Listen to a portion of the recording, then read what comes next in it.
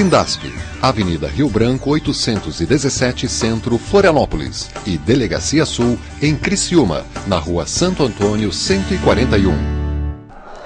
Estamos ao vivo nos estúdios da TV Floripa em mais um Floripa em Foco para você. Nosso boa tarde. Hoje, no horário do Sindasp, estou aqui com o Marcelo Cador, que é coordenador do Sindasp, que é o Sindicato dos Trabalhadores em Empresas de Processamento, Perícia, Pesquisa e Informações de Santa Catarina. E o Marcelo hoje, de chapéu, lindo como sempre, vem falar um pouquinho, né, sobre a campanha salarial, que a gente vai deixar por último, mas principalmente sobre a alteração de horários aí das barreiras sanitárias. Seja bem-vindo, Marcelo, boa tarde. Obrigado, boa tarde. Basicamente hoje vamos tratar de um tema da resolução 05, né, que é do presidente Barbieri, da direção da Sindasp, no caso, né, que determinou a flexibilização das escalas, né, que deu autonomia às gerências a flexibilizar as escalas nas barreiras sanitárias para viabilizar, no caso, né, a permanência de alguns trabalhadores nesses postos de serviço, né, porque já estava ficando inviável financeiramente devido ao grande número de deslocamentos, né. Eles tinham que se deslocar muito, né, eram muitos plantões por mês. Mas antes de tu entrar especificamente neste assunto, quer dizer, nesse assunto não, o assunto é o mesmo, mas neste tempo, eu queria saber o que são essas barreiras sanitárias, o que é isso? As barreiras sanitárias da Sindasp já vêm, elas foram implantadas ainda na década de 90, assim, foi quando começou a ter que elas começaram a se expandir mesmo pelo Estado, né? Todas elas se localizam em algum ponto de divisa, né? Ou seja, com a Argentina, lá no extremo oeste catarinense, ou com o Paraná, na parte norte, né, do Estado, ou com o Rio Grande do Sul, também, né, na parte sul, né? E também tem postos de fiscalização, só que daí não são barreiras sanitárias nos portos, né? Daí, no caso, já é uma outra categoria que trabalha aí. E o que faz as barreiras sanitárias? Elas têm um trabalho de fiscalização, basicamente, assim, né? Que apesar dos trabalhadores que estão aí, né, que são mais conhecidos como barreiristas, mas na verdade são agentes agropecuários, né? Eles são contratados como agente, nós no caso, né, porque eu também faço parte da categoria, somos contratados como agente ou de operação e manutenção de veículos, equipamentos e máquinas agrícolas, né? Então é um desvio de função bem claro aí, porque o que a gente desempenha, na verdade, é um trabalho de agente de fiscalização agropecuária, porque nós estamos fiscalizando. Qual que é a função da barreira sanitária no Estado? É impedir para que entre qualquer tipo de doença, né, seja ela enfim, né, uma patologia vegetal ou animal, né, que ela entre no estado e contamine aqui, ou que seja o rebanho de gado, enfim, de equídeos, né, ou que contamine as plantações, né, porque tem a função no caso dessas barreiras é um trabalho de defesa sanitária, garantir a qualidade dos produtos que ingressam no estado, sejam produtos, né, que estejam em conformidade com a legislação sanitária, né, que tenham passado por todos os procedimentos, né, que venha um produto saudável, né, o que vem para o Estado e o que é produzido no Estado também, né, essa é a grande função da Sindasp. Passados então por um processo de fiscalização. Isso. E quem fiscaliza então são os chamados barreiristas, né, os agentes agropecuários. Barreiristas, né, porque são postos, na verdade, de atendimento isso, que você das barreiras são barreiras sanitárias. Postos de fiscalização. Postos de fiscalização que se encontram nas fronteiras. Nas fronteiras, nas divisas do Estado, nas divisas. E o que acontece nesses postos? Tem as barreiras de rechaço, que é onde que é permitido só alguns produtos ingressarem dentro do Estado, por aí. E tem os corredores sanitários, que é onde que é permitida a passagem de qualquer produto de origem animal ou vegetal, desde que a legislação permita também, no caso, né, que ele esteja em conformidade com a legislação. Daí passa nos corredores sanitários, onde passam as cargas de couro salgado, couro AdBlue, que é o couro curtido ao cromo, farinha de osso, farinha de sangue, enfim, carne com osso, carne sem osso também, cargas vivas, né? Suínos, por exemplo, suíno que vem para reprodução aqui em Santa Catarina, ou suíno que está indo para o Rio Grande do Sul. Isso vivos? Vivos, no caso. Que tem várias granjas, né, de vários locais. Sim. Minas Gerais, por exemplo, tem uma das granjas que mais trabalha com isso. Então, o suíno que vem de lá, no caso, o porco que vem de lá, para a reprodução aqui, as matrizes ou os machos em si, eles têm que, para ir para o Rio Grande do Sul, para cá, eles têm que passar numa dessas barreiras.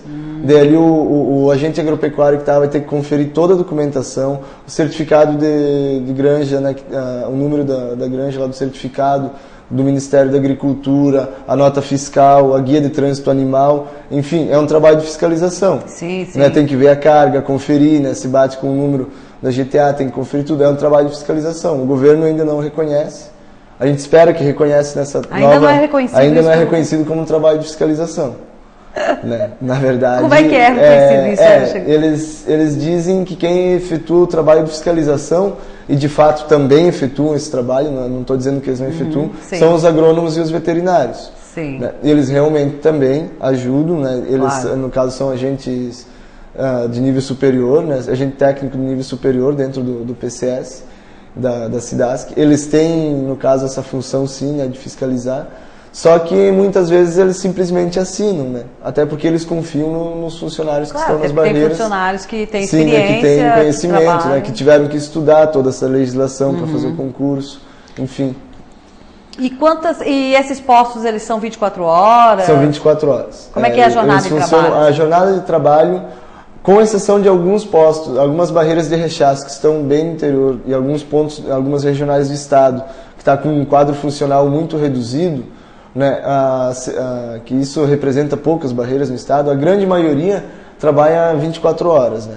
Elas têm um regime integral de serviço, né, são até mês passado, estavam trabalhando em regime de 12,36 ou 12,48, né, eram as escalas. A resolução 05, que veio agora do secretário, do presidente da direção da empresa, determina que as gerências têm autonomia, sabe, né? E isso em caráter temporário, né? Portanto, então a gente tem que ficar atento a isso, tem que estar sempre cobrando deles, né? Isso aí, que as escalas possam ser flexibilizadas, ou para 24,72, né? Na verdade, para 24,72 horas, só para essa função. Só que não é a mesma escala que era feito antes. Antigamente as barreiras faziam uma escala de 24,96. E como a margem salarial, o nosso nível salarial é muito baixo, né, no caso, né, de quem trabalha em barreira sanitária, nosso enquadramento do PCS é muito ruim, então a nossa tabela salarial ela é muito baixa. Isso acabava sendo algo positivo, porque você tinha menos custos, sabe, para se deslocar, com alimentação, lá no emprego e tudo mais. Né, inclusive, era comum pessoal que trabalha nas barreiras, os agentes agropecuários, irem de carona. Até hoje é comum, né, ir trabalhar de carona, para economizar também, inclusive, aí, já que o salário é muito baixo. Mas quando, digamos assim, tem um posto, digamos... eu acho que é isso. Como eu sou de Chapecó, na divisa de Chapecó com o Rio Grande do Sul, um pouquinho antes do Rio Uruguai, sim, tem um posto, isso? Isso. É isso que você está falando? É isso, é. Tá, as pessoas, digamos, que trabalham ali, que elas vêm do centro, eles não têm vale transporte, não tem vale transporte. O vale transporte até porque não tem. Em algumas regiões, pelo menos naquela, não tem restaurante também ali perto. Não tem nada. Não tem nada, é uma área bem isolada. Tem outros lugares que são locais mais ermos ainda, sabe? São muito retirados, né? E não tem segurança, né? Não tem policiamento acompanhando, não tem, às vezes, estrutura sanitária em si, digamos, né, para as condições do trabalhador. Na divisa do Brasil com a Argentina, na aduana, que é onde tem o tráfego mais intensivo de caminhões, né, a aduana de cargas pesadas, no caso, não tinha, até um tempo atrás, não tinha ainda banheiro, né? Não sei se agora tem, porque faz um tempo que eu não converso com aquele pessoal de lá, mas nem banheiro tinha. Eles tinham que utilizar o banheiro de um estabelecimento que é próximo aí do local de trabalho deles. E Marcelo, e esse não seria um trabalho quase que em rede? Porque eu acho que não é uma empresa só catarinense. E parece que os outros estados também têm, não tem? Também. Tem alguns estados que têm e alguns não têm, na verdade. Alguns estados já aboliram não deram mais um enfoque em cima da fiscalização sanitária, porém não tem o mesmo status que Santa Catarina tem, que é um status privilegiado, né? Santa Catarina, graças a essas barreiras sanitárias, mantém um status privilegiado, é o único estado do Brasil que é a zona livre de aftosa sem vacinação, né? Inclusive devido a isso. Bacana. Então, o Paraná tem, né, no caso, tem até alguns anos atrás era uma empresa terceirizada, inclusive, que fazia esse serviço, só que daí eles não estavam conseguindo garantir alguns registros, sabe, né, junto a alguns órgãos internacionais, por eles não darem crédito à empresa terceirizada, empresa iniciativa privada desempenhando essa atividade. Eles têm como exigência que seja uma empresa pública, né, que faça um funcionário público fazendo essa atividade. Hoje no Paraná já mudou esse regime, os funcionários que estão trabalhando lá agora são funcionários do Estado e não de uma empresa terceirizada, tiveram que prestar concurso e tudo mais, mesmo muito semelhante aqui de Santa Catarina. O trabalho em rede porque tem a legislação maior, vamos dizer assim, né, que é a do Ministério da Agricultura, que é uma legislação nacional, não é uma legislação maior, é uma legislação nacional. Santa Catarina, por ter esse status privilegiado, tem uma legislação própria e específica, que ela pode, inclusive, em alguns momentos, ela se sobrepõe à nacional. Tem autonomia para isso? Isso, porque tem algumas exigências que só o estado de Santa Catarina pede, e outros estados não, sabe? Então, é um trabalho que é sim, né, junto com outras...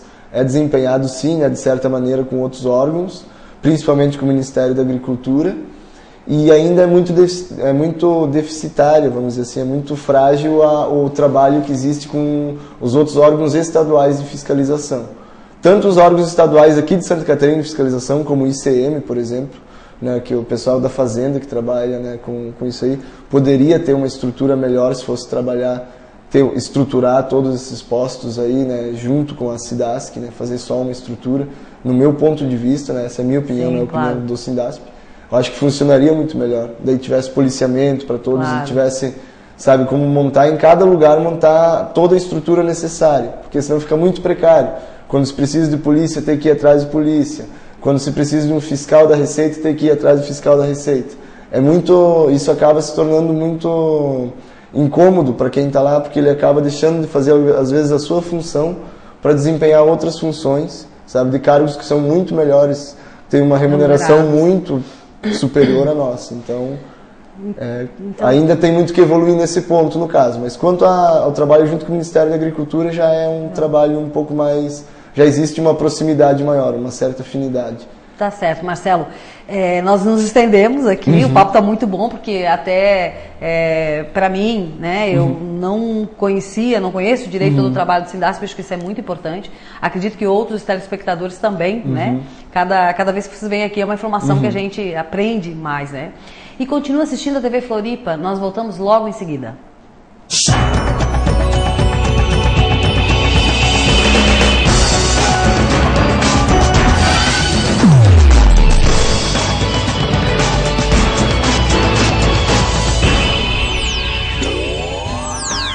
Sindasp, Delegacia Vale do Itajaí, na Rua Hercílio Luz 338 Itajaí, e Delegacia Oeste, na Avenida Getúlio Vargas 94S, Chapecó. Nas noites de quinta-feira, muita informação para você aqui no Canal 4. 7 da noite, Justiça, a análise e a opinião sobre os fatos do momento com Romeu Falcone.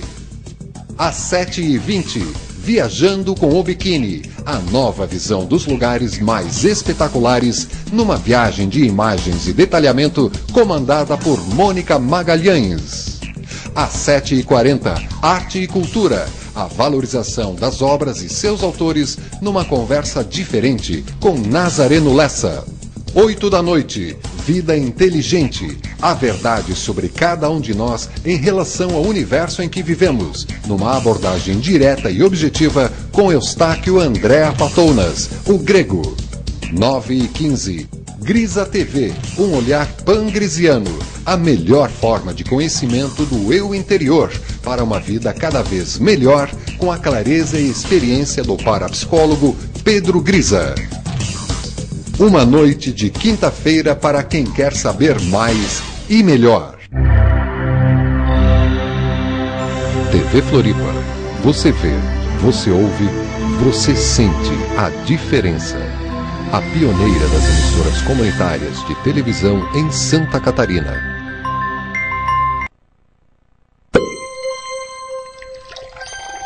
Olhando desse ponto de vista, o que está acontecendo no Brasil? Toda notícia depende de quem conta.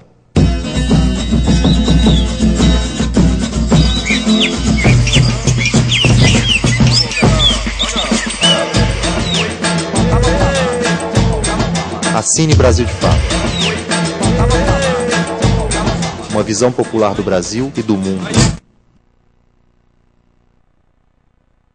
O Brasil é o quarto maior emissor de gases do efeito estufa do mundo. 75% dessas emissões vêm do desmatamento. Nos últimos 5 anos, a Amazônia perdeu 4,5 campos de futebol por minuto. São milhões de toneladas de gases de efeito estufa aquecendo o planeta. Enquanto isso, produtos oriundos do desmatamento ilegal da Amazônia são consumidos. As queimadas são o principal instrumento para transformar a floresta em pastagem. Todo esse processo contribui para o aquecimento global.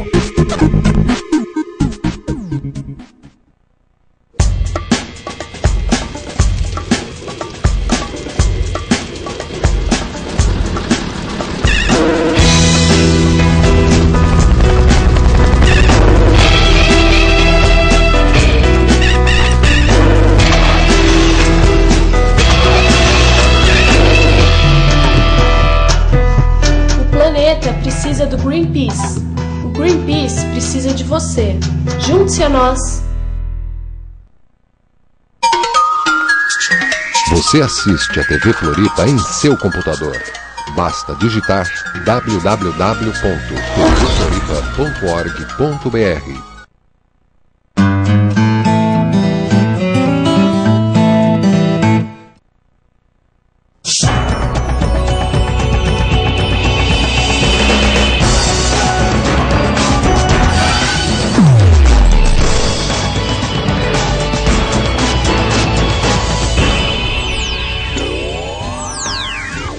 Sindasp, Delegacia Norte, na Rua Abdom Batista, 121, Joinville, e em Jaraguá do Sul, na Avenida Getúlio Vargas, 184. Estamos de volta no Floripa em Foco, conversando aqui com o Marcelo Cadori, né? Que é um dos diretores do Sindasp. Nós estávamos falando sobre as barreiras da vigilância sanitária, né, Marcelo? Que não são da Sindasp, quer dizer, que não são, na verdade, barreiras, né? São postos de fiscalização. Postos de fiscalização. E o Marcelo estava comentando comigo, que nós estávamos conversando, e eu estava achando muito interessante, que essas são as condições de trabalho, né? Dos profissionais. Uhum. E também, o Marcelo, queria que você pontuasse aqui qual a importância, qual o papel que uma empresa deste porte, né, e que os funcionários jogam para o Estado. A Sindasp é uma empresa que desempenha um papel assim muito importante, um papel na verdade chave, fundamental dentro do Estado, justamente por ela garantir a sanidade animal e vegetal, né? Então ela garante de certa forma alimento com qualidade, né, para a população catarinense. Então é uma questão de saúde pública, né, na verdade, né? Você está trazendo um produto confiável, né, que está indo para a família, está indo para a mesa de todas as famílias aqui, né, de Santa Catarina, né? Ou não, infelizmente pela desigualdade social às vezes não vai, né? Mas enfim, esse é o papel em si, né, que a Sindasp tem que garantir, né, dentro do Estado. As condições de trabalho realmente são muito precárias. Tem tido uma pequena evolução, né, e assim quando a gente fala que vem uma resolução da diretoria, é sempre bom deixar claro, né, que essa resolução só veio porque teve pressão para ela vir. Né? Então, né, por exemplo, em relação a essa questão das barreiras ali, do horário agora, né, da flexibilização, isso foi fruto de algumas reuniões que o sindicato fez com a direção da empresa, né, procurou a direção da empresa para tentar resolver essa questão administrativamente, politicamente, né, que é para melhorar as condições, né, no caso, né, desses trabalhadores. Algumas coisas a gente tem conseguido, né, assim, mas ainda são avanços muito modestos, né, tendo em vista da condição, né, geral, assim, né, tendo um olhar mais... Pois é, Marcelo, mas é uma empresa que joga um papel fundamental aí, né, no controle da qualidade dos produtos que entram ou que saem de Santa Catarina, né, seja vegetal, animal, vivo, né, ou não. O Estado em si, governo em si, né, por que não investe mais? Por que não reconhece, então, esta empresa e seus funcionários como profissionais importantes para a sobrevivência, digamos, Isso, né? Da saúde pública, enfim. É que assim, pelo que eu tenho percebido, não somente desse governo, nem dos últimos, mas enfim, de todos os governos que eu me recordo, é que há sim um certo descaso com as empresas públicas e com o funcionalismo público. E eu assim, não tenho muito medo de afirmar que de certa forma é proposital em alguns casos, né? Ou pelo menos dá a entender ser proposital. Você vê, por exemplo, o terminal graneleiro de São Francisco, da Cidasc, ficar por anos abandonado, sem nenhum real de investimento em cima, sabe? Então, só usando, não fazendo a manutenção correta, né? No caso, por falta de investimento. Né? Para depois, agora, eles estarem alegando que não tem mais como sustentar, que é mentira, porque ele gera muita renda, gera muita divisa, sim, para o Estado, né? Dizendo que não tem mais como sustentar e tem que entregar a iniciativa privada. Um sucateamento no caso, para ter uma... Eles dizem, mas não vai ser vendido, vai ser dado só a concessão. Mas isso é uma forma de privatização branca. Claro, né, no caso, concessão, se você dá a concessão você dá a concessão, algo... então já deixa subentendido que é uma privatização também. Sim, né? Você está alienando esse bem, que é um bem público. E assim, o Estado não tem agido só com a Cidasc, nesse caso. Né, tem sido com todas as secretarias. Você pode perceber, por exemplo, na saúde agora, está tendo um processo de entrega dos hospitais regionais, né, às OS, né, que são nada mais, nada menos que organizações que têm um caráter, têm uma identidade judicial, vamos dizer assim, um caráter judicial privado. Sim. Né, são empresas de caráter privado. Então, a iniciativa privada trabalha com uma lógica, que é a lógica do lucro. E a lógica do lucro, ela vai de encontro aos interesses. Ela não é interessante para quem vive em uma sociedade onde que tudo é mercadoria, né? Inclusive a nossa saúde, a educação, e sabe que o que você recebe, apesar de você estar produzindo a riqueza da sociedade, que é o trabalhador que produz, ele está recebendo uma minoria dessa riqueza e não tem como arcar com isso. Então o que acontece é que uma parte bem inferior, assim, né, digamos, da sociedade, uma parte bem pequena da sociedade, né, consegue usufruir, graças ao seu poder econômico, para ela reter, né, essa produção, consegue usufruir de todos os direitos, enquanto a grande maioria não tem acesso a isso. É verdade. Marcelo, nós estamos quase chegando, eu não sei quanto tempo nós temos ainda, Monique? 4 minutinhos. Eu não sei se você gostaria de falar sobre a campanha salarial, que vocês estavam negociando, enfim, discussão, né? A campanha salarial a gente vai começou já, né? No caso, ontem teve a primeira reunião. Foi uma reunião breve com o secretário João Rodrigues, né? Porque teve um ofício que chegou da Secretaria da Fazenda, né? na pessoa do secretário Serpa, comunicando que o negociador, né, no caso, né, para intersindical da agricultura, a Intersa, né, o interlocutor aí do governo vai ser sim o João Rodrigues, né? Então o João Rodrigues ontem recebeu a executiva da Intersa, né, que são os 4 sindicatos, o Sindasp, o Saesc, o Sintagri e o Sintec, que negociam com a agricultura, né, que nessa Intersa negociam com a agricultura, recebeu eles, ele disse que ele ainda não leu a pauta, né? Que a pauta foi entregue no dia 27 de março, no caso ao governo, mas ele ainda não leu a pauta. E ele afirmou que para a semana que vem, ele ainda não disse, não pôde confirmar a data, mas ele espera entre terça e quarta-feira confirmar uma data para estar recebendo, né, de novo a executiva da Intersa, para já ter uma conversa mais, né, com um pouco mais de propriedade sobre o assunto, né, já conhecendo a pauta, já abrindo em si, né, no caso, as rodadas de negociações. E quais são as prioridades dessa pauta de negociação que vocês estão falando? A prioridade da Intersa é a pauta, é toda a pauta, né? Não tem, assim, é lógico, né, que tem as cláusulas financeiras, os salários estão defasados, então as cláusulas financeiras, que é melhorar, no caso, né, dar um reajuste com ganho real, né, que seria do salário mínimo, e que nem o reajuste seria abaixo não seria abaixo de R$300. Todos os salários teriam que ter um reajuste mínimo de R$300. Né? A revisão do PCS da IPAGRE, da Cidasc, né, também está sendo pedido. Aumento do Vale Alimentação, né, que o Vale Alimentação nosso ainda está defasado, né, precisaria ele precisaria dar uma encorpada, né, para O poder alimentação atingir. do Estado, de todas as empresas do Estado, ele não é padrão? Não, ele não é padronizado, né? Tem empresas que alguns recebem... podem comer um pouquinho mais, uns comem mais, outros comem menos. menos. É complicado, é bem complicado, né? Essa questão do vale. A gente está vendo que... A gente ri, mas não a gente tem percebido que há, sim, um tratamento diferenciado, né, com algumas categorias, né, que existem dentro do Estado. Há, sim, um tratamento diferenciado, né? Mas só que tem algumas categorias, né, cito os eletricitários, por exemplo, né, que o vale alimentação deles é maior, né, do que o nosso, né, do que quem está na agricultura, mas é fruto da organização deles, dos trabalhadores, Conta porque eles muito, são né? muito bem articulados, né, eles fazem grandes mobilizações, tem no caso, né, o sindicato está próximo à base, enfim. Que tem algumas coisas, Marcelo, que, assim, que eu concordo, de fato, que depende muito, né, da organização daquela categoria, né, que pertence àquela empresa ou não. Agora, por outro lado, sendo funcionário, tá entendendo? Sendo funcionário público, estadual ou federal, quer dizer, alguns tratamentos eles deveriam ser igualitários. Vale alimentação, todo mundo tem que comer muito bem, seja eletricitários, seja, tá entendendo? Sim, os professores, o pessoal da saúde, quer dizer, se não comer, não, né? Não para em pé. Realmente. É claro que algumas lutas, que a gente sabe que algumas categorias estão na frente, estão mais adiantadas devido ao tempo de luta que tem, do que já passaram, suas reivindicações.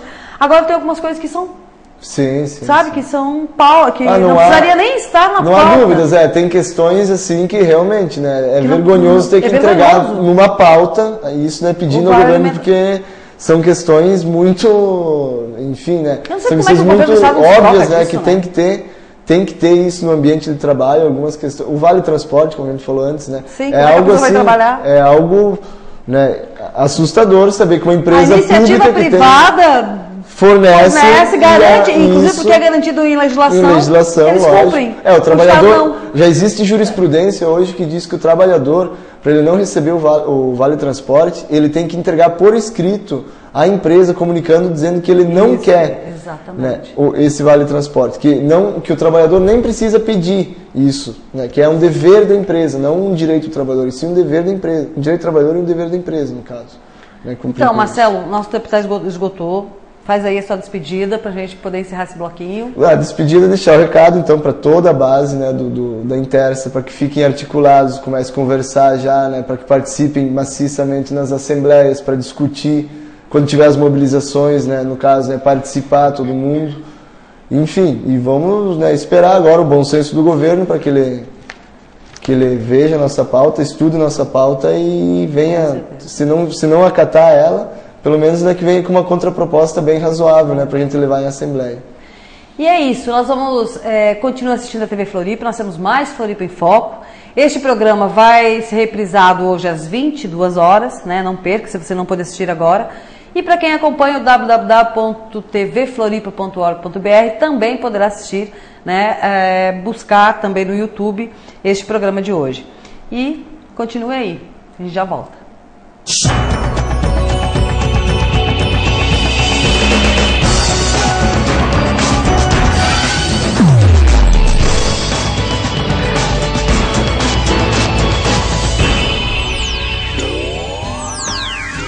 Sindasp, Avenida Rio Branco 817 Centro, Florianópolis, e Delegacia Sul em Criciúma, na Rua Santo Antônio 141.